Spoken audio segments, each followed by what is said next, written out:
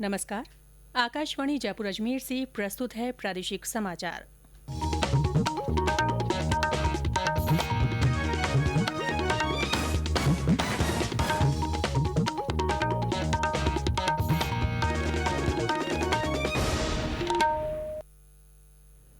समाचारों के साथ मैं रितिका गुप्ता। प्रधानमंत्री नरेंद्र मोदी ने कहा है कि विभिन्न संकटों की वजह से साल 2020 को बुरा मान लेना ठीक नहीं है। उन्होंने आज आकाशवाणी से मन की बात कार्यक्रम के जरिए देश को संबोधित करते हुए उम्मीद जताई कि आने वाला समय अच्छा होगा। उन्होंने देश में पिछले दिनों आए चक्रवाती तूफान एम्फन और निसर्ग पर भी चर्चा की। देश के कई इलाकों में टिड्डी दलों के हमले पर और भूकंपों का जिक्र करते हुए उन्होंने कहा कि आधा साल भले ही इन चुनौतियों के साथ गुजरा हो, मगर आने वाला वक्त जरूर अच्छा होगा।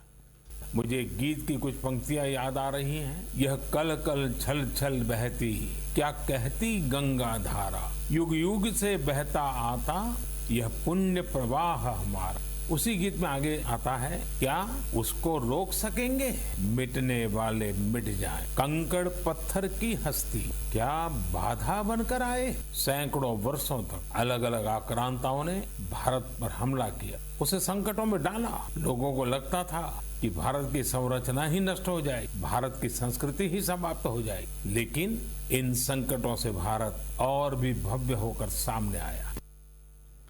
लद्दाख में भारत चीन सीमा पर शहीद हुए जवानों के प्रति उन्होंने अपनी भावनाएं व्यक्त की और कहा कि जिस संकल्प से जवानों ने बलिदान दिया, उसी संकल्प को देशवासियों को अपना ध्येय बनाना है। आत्मनिर्भर भारत अभियान में उन्होंने देशवासियों से भागीदारी की अपील की।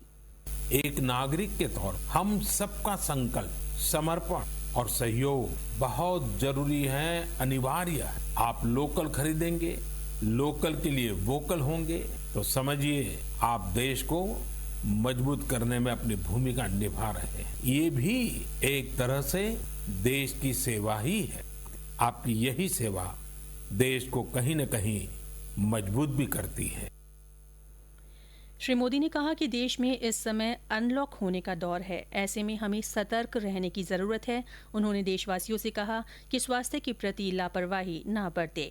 पारंपरिक खेलों के लॉकडाउन के दौरान लौट आने पर भी प्रधानमंत्री ने अपने संबोधन में बात की और कहा कि बच्चों को इन खेलों को जरूर सिखाएं ताकि वे ऑनलाइन पढ़ाई के साथ खेल का तालमेल बना सकें। इससे बच्चों का स्वास्थ्य और भविष्य बेहतर होगा। उन्होंने मानसून में प्रकृति और पर्यावरण की रक्षा करने के लिए लोगों से अनुरोध किया, साथ ही मौसम जनित बीमारियों से बचने को कहा। श्री मोदी ने पूर्व प्रधानमंत्री पीवी नरसिम्हा राव को उनकी जयंती पर याद किया और कहा कि श्री राव के जीवन और विचारों को ज्यादा से ज्यादा जानने की जरूरत है। राज्य में आज 175 लोगों में कोरोना संक्रमण की पुष्टि हुई है। इन्हें मिलाकर कोविड-19 मरीजों की संख्या 17,119 हो गई है। साथ ही 59 मरीजों के स्वस्थ होने के बाद कोरोना संक्रमण से मुक्त होने वाले लोगों की संख्या बढ़कर 13,426 हो गई है। इनमें से 13,133 लोगों को अस्पतालों से छुट्टी मिल गई है। आज संक्रमण के सबसे ज्यादा 44 मामले बीकानेर से रिपोर्ट हुए हैं। इसके अलावा जयपुर में 26, झुंझुनू में 23, धौलपुर में 18, अलवर में 16, सिरोही में 13, अजमेर में 9, कोटा और राजसमंद में 5-5, बाड़मेर में 4, दौसा और हनुमानगढ़ में 3-3, उदयपुर में 2 और करौली में 1 व्यक्ति में संक्रमण का पता चला है। वहीं अन्य राज्यों के 3 लोगों में संक्रमण की पुष्टि हुई है। संक्रमण के कारण प्रदेश में अब तक 396 लोगों की मृत्यु हो गई है।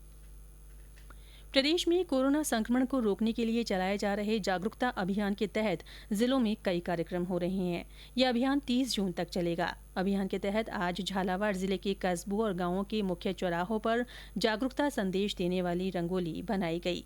प्रतापगढ़ में भी विद्यार्थियों ने रंगोली के माध्यम से कोरोना से बचाव के उपायों के बारे में जानकारी दी।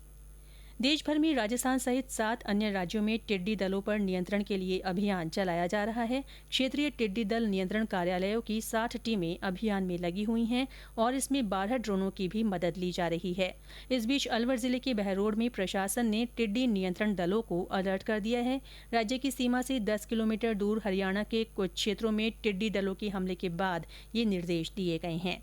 इसी के साथ प्रादेशिक समाचार बुलेटिन समाप्त हुआ। हमारा अगला बुलेटिन राजस्थानी में दोपहर 3 बजे प्रसारित होगा। नमस्कार।